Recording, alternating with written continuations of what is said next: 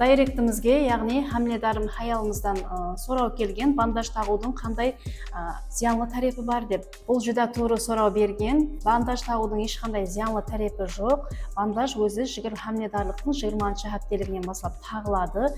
Яғни бірінші пайдалы тарепі қарын мүскілдерін бір нормада ұстап тұрады. Екіншісі, омыртқа бағанасына түсетұғын нагрузканы кемейтеді, яғни бел ауруын азайтады. Үшіншісі, хамленің қарын босылығы ішінде туры жайласуын жақсылайды, яғни әсіресе 3-ші триместрларда. Төртіншісі, қарын терісінің созылып, әден тысқары созылып кетуінің алдын алады, һәм қосымша стриялар пайда болуының алдын алады. Бесіншісі болса, харекетті жеңілдестіреді, яғни бұл әсіресе 3-ші триместрда хамледар хаялымыздың жақсы харекетленуіне жәрдем береді. Бандажды күндіз тағып, кешке қарай шешіп демалсаңыз болады. Егер сіздерді де осындай сұраулар қызықтырып жүрген болса, менің Instagram каналыма ағза болып қоюды ұмытпаң. Кейінгі видеоларымызда сізді қайсы сұрау қызықтырып жүрген болса, дайректімізге жазып қойсаңыз, жауап беруге әрекет етеміз.